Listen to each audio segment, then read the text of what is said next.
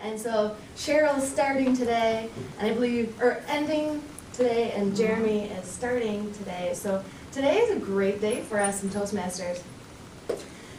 The Project 9 speech is Persuade with Power, and all of us understand that it's difficult to persuade anybody to do anything. And if that's asking your boss for a raise, or asking a 2-year-old to pick up her toys, or not throw her food, or not get mad at me when I empty out her Easter basket and she discovers there's a dearth of chocolate in the basket. So, learning these skills and honing them is really important. And Cheryl is working, some of her goals are to persuade listeners to adopt her view. And Cheryl is going to share with us today her speech titled Structure, Why Kids Need Routines. Timer, Cheryl's going to need 5 to 7 minutes, please. And for the rest of the evaluators, watch for Cheryl's ability to convince us of having children being on schedules and following routines. So everyone, please help me welcome Cheryl Ketchens.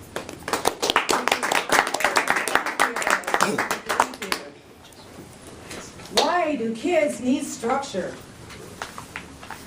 Just picture this. You got a 7-year-old son or daughter, or nephew, for those of you who don't have children. And that 7-year-old precocious child is dictating when everybody goes to bed at night, what you buy at the grocery store, because they're there and they're grabbing and they're saying they want this, and you know you need something else to provide for that family. They decide what time nap time is, if they even take a nap. They decide if they're going to brush their teeth at night. Well, you want to start wondering, who is in charge? Is that 7-year-old in charge, or is that adult in charge? And it becomes a challenge. So you have to decide where structure fits in for you and your child and your family. First of all, let me ask you guys, do you think that's a problem if a 7-year-old is running things?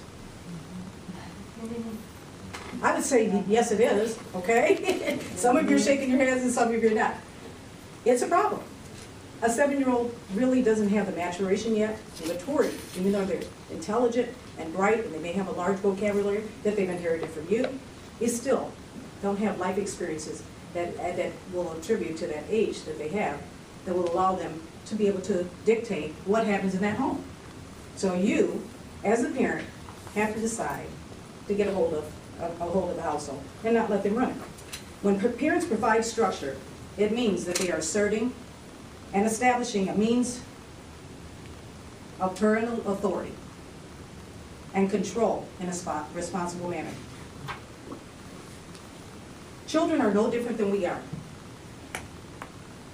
They handle change best if it is expected and occurs in the context of a family routine. The predictable routine allows children to feel safe. They develop a sense of mastery in handling their own lives. So while helping children feel safe and ready to take on new challenges and developing tasks would be reason enough to offer structure.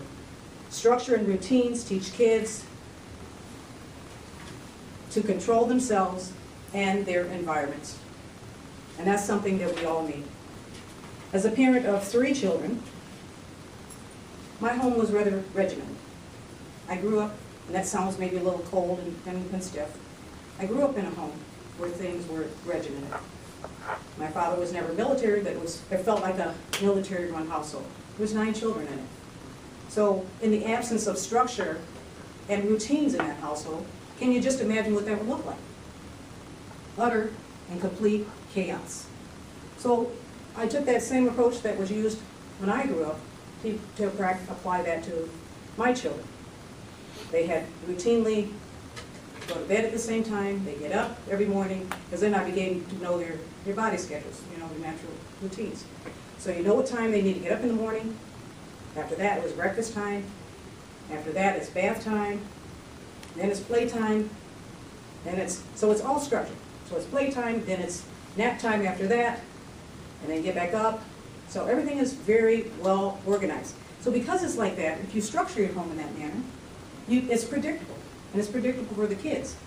And then you're raising responsible children that will understand the importance of having a schedule in their lives, and they'll know how to apply that later on in their lives at school, and later on in their adulthood and work in the workplace. So structure is extremely important, and it's predictable, and the kids need to have a schedule that's predictable for them. So they know where they are in the family, and they know certain times of day that things will take place. And it becomes less combative. You're not spending all your time arguing with him. It becomes a power struggle, especially with a strong-willed child who doesn't want to listen, and they think they know everything. My daughter was like that.